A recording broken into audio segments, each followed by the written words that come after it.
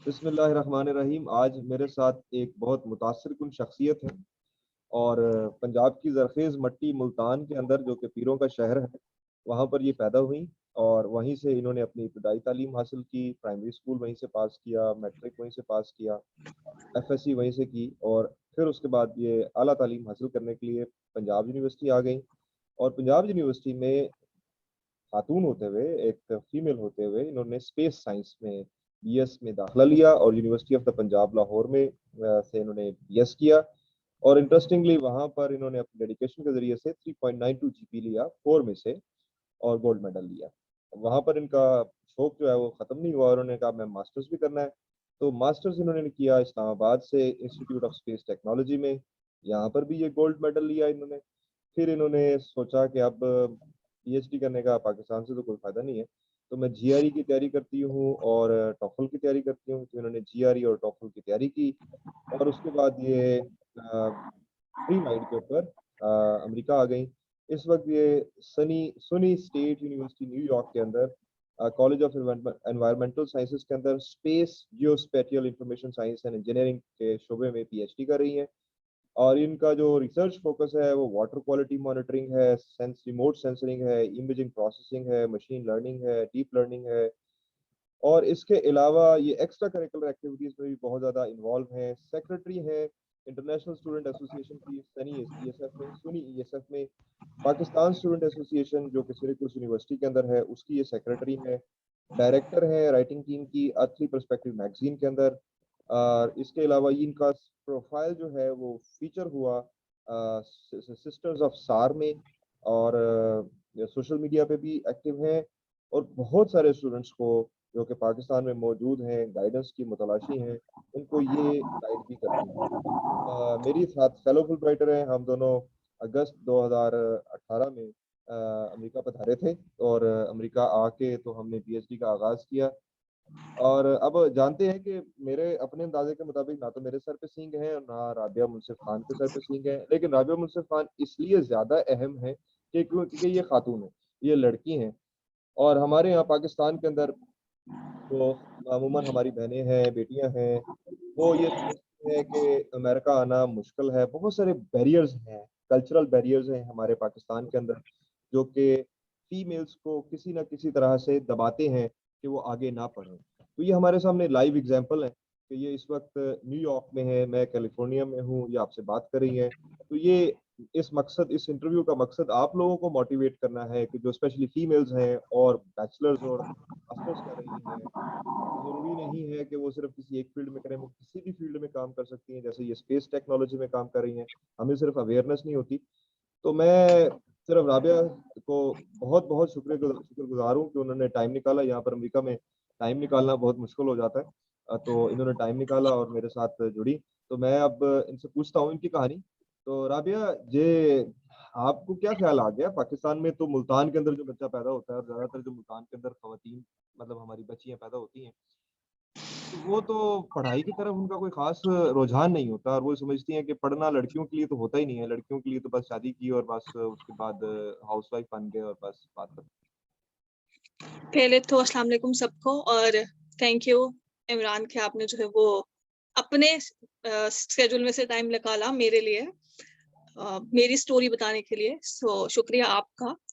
अ, तो बात दरअसल ये है कि मेरे ख्याल में घर का जो माहौल होता है ना वो बहुत ज़्यादा असरअंदाज होता है हुँ, आपके शौक के ऊपर। हुँ, हुँ, तो खुशकिस्मती है मेरी, हुँ, हुँ, मुझे कहना चाहिए, मेरा इसमें कोई कमाल नहीं है। हुँ, खुशकिस्मती है मेरी कि मुझे घराना ऐसा मिला कि जहाँ पे एजुकेशन के ऊपर बहुत ज़्यादा फ़ोकस था। सच बल्कि कहना चाहिए कि फ़ोकस ही सिर्फ़ एजुकेशन के ऊपर था, हुँ, हुँ, खत्म। हुँ, हुँ, सुबह से लेकर शाम तक स्कूल लाइफ़ में क्या रूटीन थी, बस स्कूल जाना है, आना है, होमवर्क करना है, असाइनमेंट करनी है, पेपर, बस अपना खाना-पीना, थोड़ा बहुत खेलना, सो जाना। हाँ, हाँ, तो बस फिर जब माहौल ही एजुकेशन का हो और फिर माशाल्लाह से बहन-भाई भी पढ़े लिखे हों, तो हुँ, फिर हुँ, आपको कॉम्पिटिशन भी होता है ना कि देखो बहन-भाई इतना कुछ कर रहे हैं तो चलो। हुँ, फिर हम भी शुरू से तो ऐसे नहीं थे, बस अल्लाह मियाँ ने इज़्ज़त रखी हुई है, वरना मैं खुद को इंटेलिजेंट या बहुत स्मार्ट लोगों की कैटेगरी में शामिल नहीं करती। हाँ, हाँ, तो वो आपकी बात ठीक है कि ना मेरे सर पे सींग है, ना आपके सर पे सींग है। तो अगर मैं यहाँ तक आ सकती हूँ तो मेरा ये ख्याल है कि कोई भी बच्चा मेहनत करे तो वो जरूर अमेरिका से PhD, मास्टर्स, इवन बैचलर्स के लिए भी आ सकते हैं। वाह, वंडरफुल। तो ये जो मेरा क्वेश्चन है, एक बहुत बड़ा कल्चरल बैरियर है। आप माशाल्लाह यहाँ पर हिजाब के साथ बैठी हुई हैं और डिसेंट हैं, और अमेरिका में आपने देखा कोई रेसिज्म नहीं, मेरा नहीं ख्याल कि आपने कोई ऐसा फीमेल, मेरा अपना जहाँ तक ऑब्जर्वेशन है कि यहाँ पर फीमेल की ज्यादा रिस्पेक्ट की जाती है compare to Pakistan. What is your point of view about it? मेरा ख्याल है फिर मेरी खुशकिस्मती है कि मैं न्यूयॉर्क स्टेट में हूँ। अल्हम्दुलिल्लाह अभी तक मुझे जो है वो कोई भी किसी भी किस्म का बायसनेस का मैंने तो नहीं महसूस किया। होते हैं वाकयात, पर शुक्र है कि मेरे साथ जो है वो अभी तक तो नहीं हुआ, अल्लाह करे आगे भी ना हो। नहीं, इंशाल्लाह पर नहीं मेरे होगा। ख्याल में ये आप पे भी डिपेंड करता है ना, अगर आप यहाँ पे आके दूसरे कल्चर को, दूसरे लोगों को रिस्पेक्ट देंगे, उनकी बात समझेंगे, उनके साथ अच्छे तरीके से बात करेंगे, क्योंकि आप सिर्फ खुद नहीं होते ना, आप अपने पूरे मुल्क को रिप्रेजेंट कर रहे होते हैं। तो अगर जो भी बच्चा पढ़ने के लिए बाहर आता है वो तालीम तो हासिल करे, लेकिन अगर वो उसमें टॉलरेंस पैदा नहीं ना होती, या वो दूसरों से कुछ अगर सीखता नहीं है, तो खाली डिग्री के लिए बाहर ना आए, जबरदस्त, सीखने के लिए बाहर आए और जबरदस्त। अपना अच्छा इमेज क्रिएट करने के लिए बाहर आए। फेसबुक पे हैशटैग वाली पोस्ट्स करने से इतना असर नहीं होगा जितना अगर कोई आपसे मिलेगा और आप बताएंगे कि मैं मुसलमान हूँ, मैं पाकिस्तानी हूँ, वो आपको देख के वो जो इमेज लेगा ना, वो ज्यादा असरअंदाज होगा, बजाय इसके कि आप तोड़ फोड़ करते फिरें अपने मुल्क में या सोशल मीडिया पे बस बातें करें। मैं ये नहीं कह रही ना करें, ठीक है, उसकी अपनी जगह है, लेकिन जो अमल करने इसमें जो असर है ना, वो बातों में उतना नहीं होता। वाह, जबरदस्त।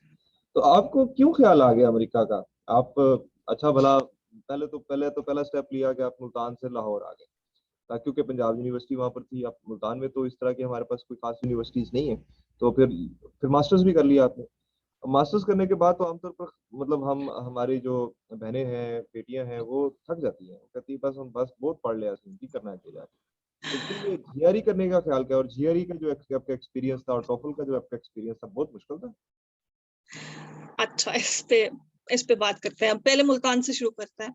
असल में मेरी फैमिली शिफ्ट हो गई थी लाहौर, तो इसलिए फिर मैंने यूनिवर्सिटी ऑफ पंजाब से जो है वो बैचलर्स किया। फिर उसके बाद मास्टर्स के लिए वो पहला स्टेप था मेरा घर से दूर, बिकॉज मास्टर्स के लिए मैं इस्लामाबाद गई, उधर मैं हॉस्टल में रही थी। सो मेरे हिसाब से उस टाइम मैं फैमिली की पहली लड़की थी जो पढ़ने के लिए घर से दूर गई है, अनमैरिड। वाओ। और डेफिनेटली मुल्क से दूर तो जो आई एम श्योर कि मैं पहली ही हूँ जो कि गई है। और मुल्क से बाहर पढ़ने के लिए पहले मेरी सिस्टर आई हुई है फुल ब्राइट पे ही। तो वो एक जो फैमिली ट्रेंड होता है ना कि बंदे को शौक होता है कि अच्छा फुल ब्राइट, तो इसलिए फिर जो है वो अमेरिका की तरफ रुख किया फुल ब्राइट स्कॉलरशिप की वजह से, क्योंकि वो एक सुना हुआ था उसका शुरू से कि ये बहुत प्रेस्टिजियस है और बहुत अच्छा। और वाकई में स्कॉलरशिप लेके भी मालूम हुआ कि it's like a family, it's not just a scholarship, मतलब आप एक फैमिली का हिस्सा बनते हैं, और ये वाकई में इसकी बहुत अहमियत है यहाँ पे। मेरा अपना ख्याल है कि हमें जितना नेटवर्किंग का मौका मिलता है फुल ब्राइट पे, डायरेक्ट एडमिशन वालों को नहीं, मौका नहीं मिलता। पर डेफिनेटली डायरेक्ट एडमिशन के अपने फायदे हैं, हाँ, तो वो देखना पड़ता है कि आपका मकसद क्या है, उस हिसाब से फिर डिसाइड करें। तो जीआरई और टोफल का शुक्र है कि मेरे लिए तो इतना मुश्किल नहीं था, क्योंकि फिर मैं यही समझती हूँ कि जीआरई और टोफल की तैयारी बेसिकली आप सारी जिंदगी कर रहे होते हैं, वो सिर्फ 6 महीने वाली तैयारी नहीं होती, वो होती है जो बचपन से। तो इसके लिए वही है कि शुरू से ही अगर आपकी रीडिंग हैबिट हो, आपको बुक्स पढ़ने की आदत हो, और आपका मैथ स्ट्रांग हो, और शुक्र है इस मामले में भी मैं खुशकिस्मत हूँ कि मेरे अब्बू ने शुरू से 2 सब्जेक्ट्स पे ही उनको था, कोई कॉम्प्रोमाइज नहीं, एक मैथ और एक इंग्लिश। तब हमें नहीं समझ आती थी कि ये क्यों कहते हैं ऐसे, कि अच्छा कुछ नहीं होता, 2 नंबर कट गए, खैर है। लेकिन वो बाद में समझ में आया कि हर स्टैंडर्डाइज टेस्ट में होती 2 चीजें हैं, मैथ और इंग्लिश। ये मैथ और तो इंग्लिश, वो फिर ये जी, मैथ और इंग्लिश क्यों पढ़ाते हैं? ये मैथ और इंग्लिश इसलिए पढ़ाते हैं क्योंकि ये हर जगह काम आता है, बस किसी ना किसी तरीके से। जबरदस्त, वेरी गुड। एनालिसिस, मेरा अपना ख्याल है कि एनालिसिस करने की सलाहियत इंसान के अंदर पैदा हो जाती है जब आप मैथ्स करते हैं और इसके अलावा इंग्लिश करते हैं और इंग्लिश में पढ़ते हैं कुछ। तो मैं मजाक में कहता होता हूँ, हमारी इंग्लिश जो है वो लीव एप्लीकेशन और 30 करोड़ से बाहर नहीं जाती। वो भी वो भी बैचलर्स लेवल पे भी आके लीव एप्लीकेशन भी अक्सर बच्चों से नहीं लिखी जाती। हाँ, हाँ। तो ये वो चीजें हैं कि जो फंडामेंटली हमें करेक्ट करने की जरूरत है। एग्जैक्टली। और मैं एक स्टेटमेंट देता होता हूँ कि पाकिस्तान इंडिया से आपने देखा है, आप सिर्फ आप ईस्ट कोस्ट में बैठी हो, मैं वेस्ट कोस्ट में बैठा हूँ, हम हमारे दरमियान में फ्लाइट डिस्टेंस जो है वो तकरीबन 8 घंटे का है।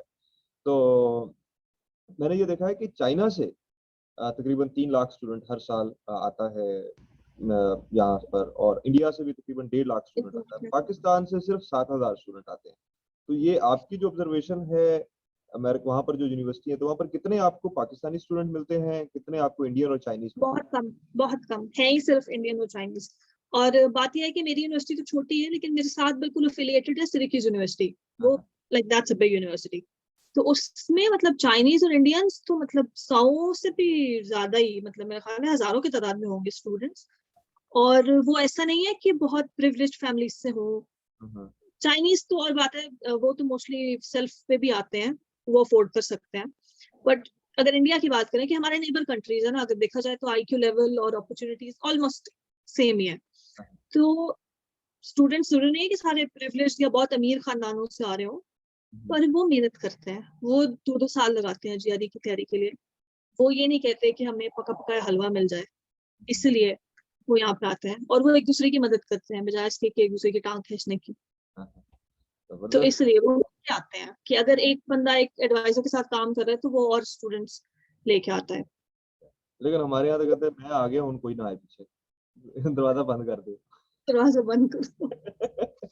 आपकी क्या ऑब्जर्वेशन है इस वाले से, हमारे पाकिस्तानी कम्युनिटी के अंदर जो आपने देखा है कि हम एक दूसरे की हेल्प नहीं करना चाहते? नहीं, मेरा ख्याल है हेल्प करने वाले फिर भी बहुत है, हेल्प लेने वाले ऐसी हरकतें करते हैं कि हेल्प करने वालों का फिर दिल नहीं करता। हाँ, जबरदस्त। वो हेल्प करने वाले क्या मतलब, वो क्या क्या हरकत है? मैंने ज्यादातर देखा है, जो जितना भी मेंटरिंग का एक्सपीरियंस मेरा रहा है, तो वो मजा लेने के लिए आते हैं कि शायद कोई चस्के वाली बात पता चल जाए। जबकि ये जो पीएचडी वाला एंडेवर है और अमेरिका आना है, ये एक सीरियस एंडेवर है। और अगर आप सिर्फ अगर आप फोकस नहीं है तो आने की जरूरत नहीं है। और पीएचडी ऐसे नहीं है कि कुछ को लगता है कि बस एडमिशन हो गया तो निकल जाएंगे, ऐसे नहीं होता। पीएचडी खुद भी बड़ा तेल निकलवाती है। I have experienced it, you have तो experienced जब तक unless you are fully motivated आप पीएचडी में सरवाइव नहीं कर सकते यहाँ पे। it। यहाँ का तो कोर्स वर्क ही हमारे बच्चे सरवाइव नहीं कर सकते अगर वो उनका इरादा नहीं है पढ़ने का। तो अगर वो सिर्फ अमेरिका देखने के लिए अमेरिका आ रहे हैं तो वो तो कोर्स वर्क ही सरवाइव नहीं कर पाएंगे। कोर्स मार्क में भी काफी वो दांतों में से पसीना निकाल देते बिकॉज पाकिस्तानी एजुकेशन में मैंने देखा है कोई एक सब्जेक्ट की अगर 2 से तीसरी असाइनमेंट सर दे देना हैं। तो बच्चे चीखना शुरू कर देते थे, सर तीसरी असाइनमेंट, सर सेमेस्टर में तीसरी असाइनमेंट। और यहाँ तो हर कोर्स की वीकली असाइनमेंट होती है, फिर 3-3 पेपर्स होते हैं, फिर फाइनल प्रोजेक्ट अलग होता है। लेकिन इतनी मेहनत करने के बाद वर्थ है इतनी मेहनत करना कि आपको आप मैं तो खुद देखता हूँ, मैं जब पाकिस्तान में था तो मैं डिफरेंट इंसान था। अमेरिका आने के बाद 3 साल गुजारने के बाद मैं अब थोड़ा सा डिफरेंट हो चुका हूँ in terms of human being. पहले मैं समझता था मैं चोर था, चोर इन अ वे के कभी किचन में नहीं गया। हर चीज जो है वो ऑफिस बॉय वहां पर मिल जाता था यूनिवर्सिटी में, काम वालियाँ मिल जाती थी हर जगह पर। अगर से मैं कोई बहुत हाई फाई क्लास में नहीं हूँ, लेकिन मतलब हम्बल बैकग्राउंड से, लेकिन हमारे हम्बल बैकग्राउंड के अंदर भी काम वालियाँ घर पे मौजूद, यप। राइट? तो यहाँ पर आने के बाद आपको भी यहाँ पे खुद जब वो कूड़े को खुद ही गिरा लगा के बाहर फेंक के आना पड़ता है और सब सफाई वफाई खुद करनी पड़ती है ना, तो सब समझ लग जाती है। और मतलब डिफरेंट हो जाता है बंदा। What do you think? बहुत लर्निंग है, वही मैं कह रही हूँ कि बहुत लर्निंग है। और फिर मुझे ज्यादा अफसोस इस बात का होगा कि अगर कोई इस पूरे प्रोसीजर से गुजर के भी अगर वो चेंज ना हो, वो अफसोस वाली बात है कि आप बाहर जा ही चेंज होने के लिए रहे हैं। तो आप ये ना समझें कि आपने अगर आपने वैसे के वैसे वापस आना है तो फिर इंटरनेशनल एक्सपोजर का क्या फायदा।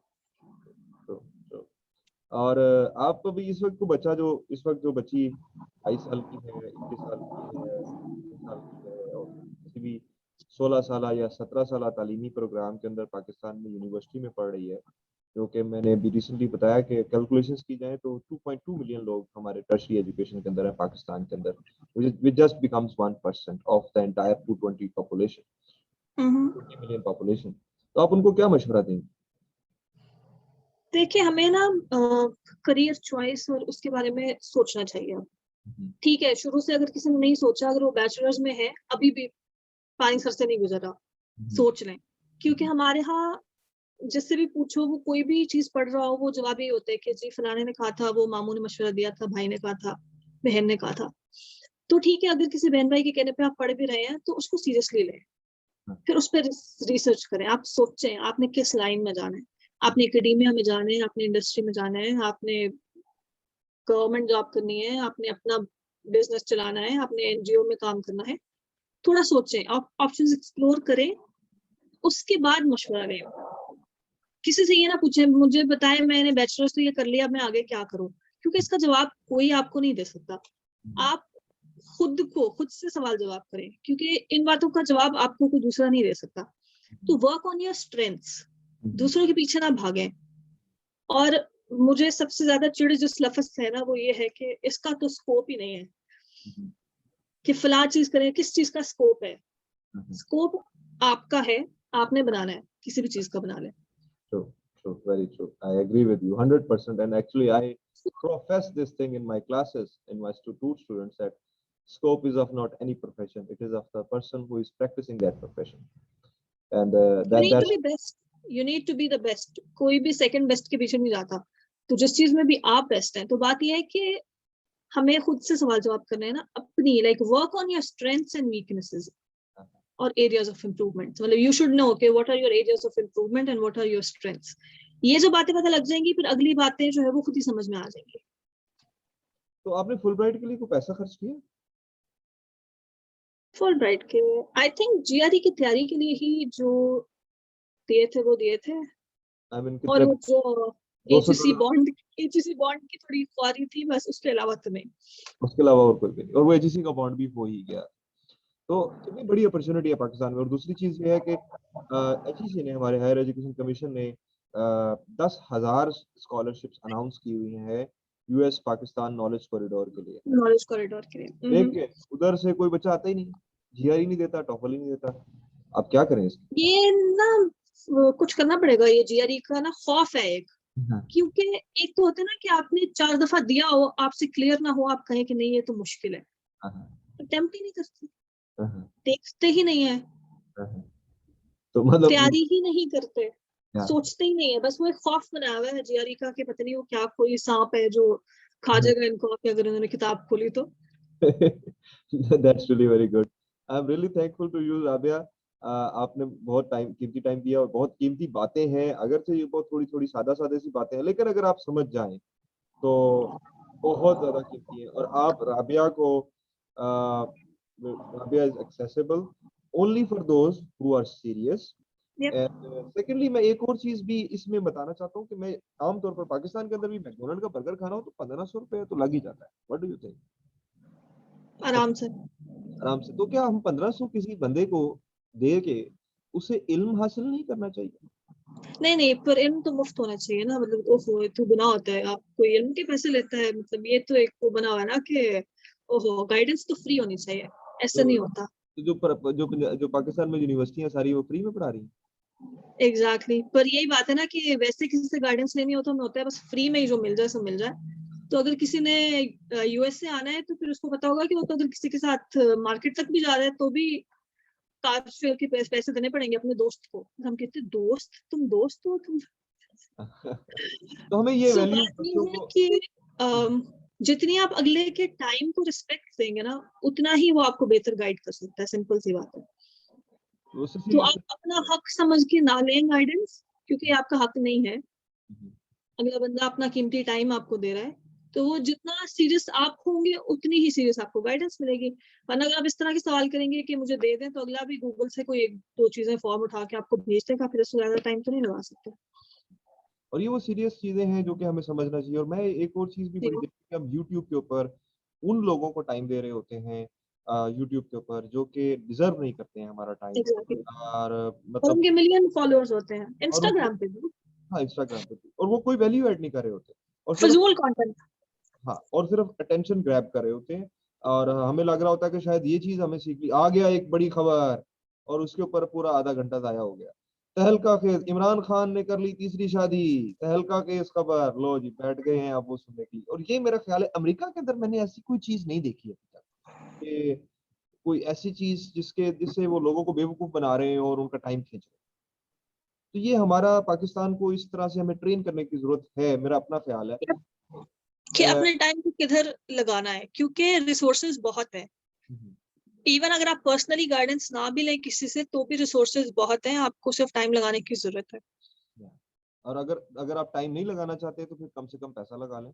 बस कोई एक चीज तो हो, जिसने टाइम लगाया हुआ है जिसने टाइम लगाया है, एग्जैक्टली उसको पैसे दे दें और जिंदगी आपकी आसान हो जाएगी। और वो पैसे भी कोई इतने ज्यादा पैसे नहीं है कि वो इतने ही है जैसे मैकडोनल्ड एक दिन ना खाओ और आप एक दिन जो है वो किसी का आधा घंटा ले लें, किसी का आधा घंटा ले लें कंसल्टेशन। और वो मेरा ख्याल में वो कंसल्टेशन वाली जो चीज है that is very much required at this moment in time in Pakistan. We should value teachers, we should value people who have invested their whole lives in learning something, and at the end of the day हम उनको कहते हैं मुफ्त दे दे सारा कुछ सानू, right? Exactly. तो मुफ्त में दे दो, मतलब वो जैसे बंदा उसके ना तो कोई फैमिली है, ना कोई उसके बच्चे हैं, ना उसका माँ बाप है, ना उसका कोई जरूरत है, वो पैदा सिर्फ हो गया है कि भाई इनको मुफ्त सारा कुछ दे रहे हैं। और अगेन इवन चैरिटी भी, जो मैं एक बात कहता था, ईदी जो है वो चैरिटी चला, ईदी जो है वो भी उन्होंने बहुत काम किया, लेकिन उनके पास हेलीकॉप्टर्स भी हैं। वो हेलीकॉप्टर्स कैसे आ गए उनके पास? It's all about money, right? तो हमें ये देखना होगा कि हमें अपने वक्त को और पैसे को सही तरीके से इस्तेमाल करना होगा। आपका क्या एक्सपीरियंस रहा है अभी तक, जो आपने अमेरिका के लोग देखे हैं अपने इर्द गिर्द, वो अपने टाइम को और पैसे को कैसे वैल्यू करते हैं? बहुत ज्यादा, बहुत ज्यादा। मतलब इवन अगर उन्होंने किसी से बातचीत भी करनी है ना, जिसको हम किसी खाते में नहीं लेते, खाम खाई चार फोन कॉलें खड़का देते हैं। यहाँ पे ऐसे नहीं करते। अगर दोस्त से भी बात करनी है ना, गप्पे भी लगानी है, तो भी उन्होंने टाइम फिक्स किया होता है कि जी ये 6:30 से 7 बजे तक मैं आपको कॉल करूंगी, उसके बाद फिर मैंने काम करना है। और अगर ये कल्चर हमारा पाकिस्तान में डेवलप हो जाए, मेरे ख्याल में उसमें किसी रिसोर्स की जरूरत नहीं, किसी भी रिसोर्स की जरूरत नहीं है। टाइम अवेलेबल है, गूगल भी अवेलेबल है, इंटरनेट भी अवेलेबल है, और लाइव लड़ाइयां भी खत्म हो जाएंगी, क्योंकि जब आप अपनी जिंदगी पे फोकस्ड होंगे ना इतने, तो आपको परवाह ही नहीं होगी किसी दूसरे की। काम खा के आप लड़ाइयां नहीं करेंगे, इधर की बात उधर करने का आपके पास टाइम ही नहीं होगा। Thank you so much Rabia. Rabia, Munsif Khan से अगर आपने राब्ता करना हो तो इस यूट्यूब के लिंक के नीचे उनका सोशल मीडिया हैंडल्स मौजूद है। अमेरिका पूरे के अंदर फोन करना मुनासिब नहीं समझा जाता, ईमेल करना मुनासिब समझा जाता है, क्योंकि ईमेल के ऊपर लोग बाउंड नहीं होते कि फौरन जवाब दें। व्हाट्सएप का मैसेज आए तो एक काइंड ऑफ एथिकल रिस्पॉन्सिबिलिटी आ जाती है कि आप फौरन जवाब दें। तो ईमेल करें, और ईमेल करने के बाद 24 से 48 घंटे उस बंदे को दे दें ताकि वो आपकी ईमेल का फारिग वक्त में बैठ के आपको रिप्लाई कर सके। और अगर आप उससे ज्यादा टाइम लेना चाहते हैं तो खुदा के लिए उसको भी कुछ दें ताकि वो आपकी ज्यादा मदद कर सके। उसने भी बहुत खपखपैया किया हुआ है। अब ये वो चीजें हैं जो हमें समझने की जरूरत है। हम नेटफ्लिक्स को पैसे दे देते हैं, लेकिन हम किसी अपने पढ़े लिखे बंदे को जिसने अपनी जिंदगी खपा दी है उसको पैसे देने से इनकारी हो जाते हैं। बिल्कुल ऐसा कुछ भी नहीं है, आपकी जिंदगी ज्यादा अहम है। आप अगर ये समझना शुरू कर देंगे कि आप खुद उन छोटी छोटी इन्वेस्टमेंट्स के जरिए से जो आप नॉलेज पे करते हैं, बहुत शुक्रिया राबिया आपके साथ बातचीत करने का। इंशाल्लाह फिर कभी किसी और मौजू पे बात करेंगे। एक जर्नल आपके साथ आना था ऑडियंस का, ताकि वो जान सकें, आपके साथ रब्ता कर सकें, और आपके यूट्यूब चैनल पे भी आ सकें और मेरे यूट्यूब चैनल पे भी आ सकें, और हम जरा एक नया ट्रेंड डेवलप करें कि बजाय उन लोगों को टाइम देने के यूट्यूब पे जो आपकी कोई वैल्यू ऐड नहीं करते, उन लोगों को यूट्यूब पे टाइम देना शुरू कर दें जो कि आपको कुछ सिखा सकते हैं। बहुत शुक्रिया। मिलते हैं फिर आगे किसी और में नए मेंटर के साथ। बहुत शुक्रिया। ओके,